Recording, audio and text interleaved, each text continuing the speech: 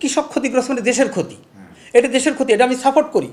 কেন এটা এর পেছনে যারা জড়িত তাদের কি অবস্থা? এর পেছনে তো জড়িত একক কোনো ব্যক্তি না, এটা হলো বাস্তবায়ন করতেছে। হ্যাঁ, কৃষি ডিপার্টমেন্ট, কৃষি সম্পদ অধিদপ্তর থেকে এটা বাস্তবায়ন করা হয়। এ পর্যন্ত টিম সার্চলাইটের প্রাপ্ত তথ্য বলছে, গ্রীষ্মকালীন পেঁয়াজের প্রণোদনা প্যাকেজের মধ্যে কীটনাশক বুঝে পাওয়া কোনো কৃষককেই খুঁজে পাওয়া যায়নি।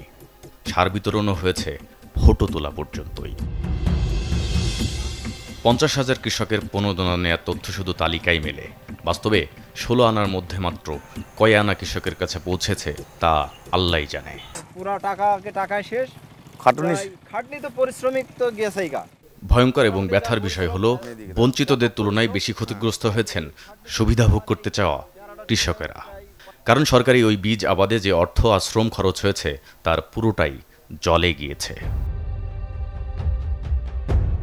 কৃষকের অনেক প্রশ্নের উত্তর জানতে সরকারি প্রণোদনার সেই পেঁয়াজ বীজ পরীক্ষা নিরীক্ষা, কেনাকাটা ও বিতরণের কাজে সংশ্লিষ্টদের মুখোমুখি হতে চায় টিম সার্চলাইট। শুরুতেই কৃষি সম্প্রসারণ অধিদপ্তরের খুলনা অঞ্চলের বীজ পরীক্ষাগারে হাজির টিম সার্চলাইট। আমাদের সামনে বীজ বিশ্লেষক আব্দুল্লাহ আল মামুন।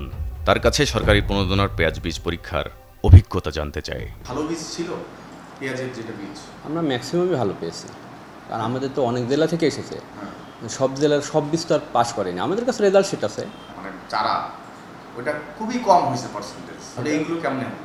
সেটা ফিল্ডের কন্ডিশন, এটা স্যাররা, কৃষি অফিসার স্যার যারা আছেন তারা বলতে পারবেন। বীজ প্রত্যয়নকারী অফিসার কৃষকের ক্ষতির কারণ হয়ে দাঁড়ানো বীজ কেন ছাড় করলেন সেটা জানা দরকার। কি বীজ দেখেছেন, কিরকম করে পরীক্ষা করেছেন, প্রত্যয়ন কিভাবে করলেন? সমস্ত বীজ তো আর আমার দায়িত্বে না, উপজেলা বা যারা দায়িত্বে ছিল বিতরণে তারা করেছে। আমাকে সামান্য একটু বীজ দিয়েছিল পরীক্ষা করার জন্য, ওইটুকু বীজের মান নিয়ে আমি আমার রেজাল্ট দিয়েছি। এবার মাগুরা জেলা বীজ প্রত্যয়ন কর্মকর্তার মুখোমুখি হতে চাই টিম সার্চলাইট। কৃষির অনিয়ম দুর্নীতিতে এই কর্মকর্তারও নাকি জুড়ি নেই। আর আমরা লিখে দিচ্ছি যে নমুনাটুকু সংগ্রহ করছি, শুধু সেই নমুনারই আমরা স্যাম্পেল পাঠাইছি।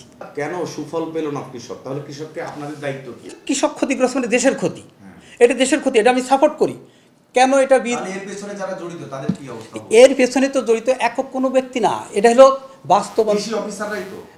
বাস্তবায়ন করতেছে। হ্যাঁ, কৃষি ডিপার্টমেন্ট, কৃষি সম্পদ অধিদপ্তর থেকে এটা বাস্তবায়ন করা হয়।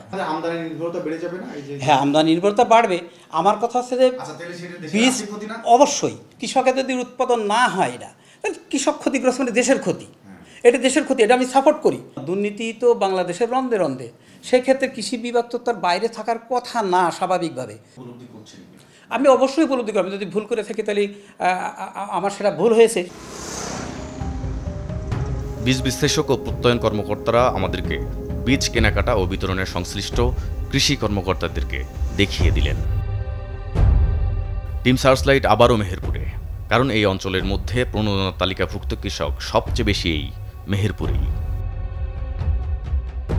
আমাদের সামনে মেহেরপুর সদর উপজেলা কৃষি কর্মকর্তা মনিরুজ্জামান। আপনি কি অথরিটি? আমি অথরিটি, আমি বলছি একটা দেখতে চাচ্ছি, আপনি আমাকে বলতেছেন। আমাদের এখানে অডিটস এন্ড অ্যাকাউন্টসের অথরিটি আছে, তারা ফিল্ড পর্যায়ে এখানে অডিট হয়। মেহেরপুরে আমরা আবারও ফিরব।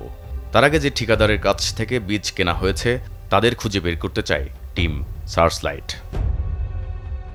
আমাদের সামনে দেখছেন এই ব্যক্তি একজন সরকারি ঠিকাদার। সরকারি পেঁয়াজ বীজ তার যোগানেই সরবরাহ হয়েছে। 25,000 মানুষের বীজ দেয়া হয়েছে এই 6 জেলায়। হ্যাঁ, আপনি কত হাজার কেজি দিয়েছেন পেঁয়াজ? আমি দিয়েছি যশোর মাঠে 2 টন অনলি। সরকারি প্রণোদনার পেঁয়াজ বীজ কেনাকাটার কায়দাটা ঠিকাদারের মুখেই শুনুন। 5টা কোম্পানি আমার কাছে আছে, কিন্তু সেটার সর্বনিম্ন রেট 35। তাহলে আপনি আমাকে একটা পরামর্শ দিন, আর আমি আপনাকে গ্যারান্টি দেবো 85%। 800-900 টাকা দাম 25% যখন আপনি ওর সাথে মিক্সার করে দেবেন, তাহলে আপনার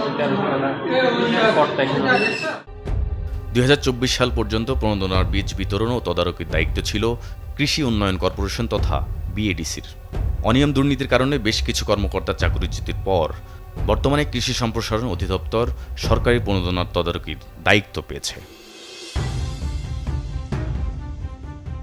সর্বোপরি গ্রীষ্মকালীন পেঁয়াজ বীজ বিতরণে অনিয়মের ব্যাপারে উত্তর জানতে কৃষি সম্প্রসারণ অধিদপ্তরের অতিরিক্ত পরিচালকের দপ্তরে হাজির টিম সার্চলাইট। কৃষকের প্রণোদনা একটা সিস্টেমের মধ্যে দিয়ে দেওয়া হয়। এখানে তো এটা না দেওয়ার কিছু নাই, বরঞ্চ না দিলে আমরা তার বিরুদ্ধে অ্যাকশন যাব। এই দেখেন স্যার, নাম ছবি সহ হ্যাঁ দেখেন, আপনিই দেখেন স্যার। স্যার আমরা কেন আপনার সাথে ভুল তথ্য অপতথ্য দিতে আসবো না স্যার? এখন এই নামের এই ব্যক্তির কাছে আপনি গিয়েছেন, বাড়িতে বাড়িতে গিয়েছেন স্যার, গিয়ে তারপর এই লোক বলছে যে নাই, সে জানেই না, এবং নাম্বার আরেকজনের ব্যবহার করেছে জানেন আপনি। কীটনাশকের টাকাটাও তো কৃষি কর্মকর্তার বিষে হজম করে ফেলছে, বিষয়টা এরকম। আচ্ছা দেখি আমরা তাইলে এটা আসলে আরও আগে তদন্ত পেলে তো ভালো হতো। এরকম কথাবার্তা আমার কাছে আসে না, আসছে কি হলো দেরি হয়েছে, লেট হয়েছে। কৃষি কর্মকর্তাদের সরকারি বিষ হজম করে ফেলার বিষয়টি নাকি জানেনই না এই অতিরিক্ত পরিচালক। সমস্যা আরও আছে। এই দেখেন হাজার হাজার ভাউচার, এই দেখেন আমি এগুলো সব তুলেছি স্যার, কারণ ভাউচার দিয়ে না করতে হলে তো আপনি এরকম উড়াই দিবে, বলবো যে ভাই এটা মিথ্যা। ধরেন যার দোকানের ভাউচার, তার দোকানে শুধু যে নেম প্লেটটাই আছে, মানে ভাউচারের উপরে শুধু লেখা অমুক ট্রেডার্স কিংবা অমুক অমুক দোকান, আলটিমেটলি ওই রকম কোনো প্রোডাক্টই ওই দোকানে বেচে না। তদন্ত করব, যদি দেখি সত্যি ঘটনা তাহলে ওই অফিসারের বিরুদ্ধে অ্যাকশন যাবো। ভুল তথ্য জানেন না আমি তো সব দেখতে পাইনি। আপনি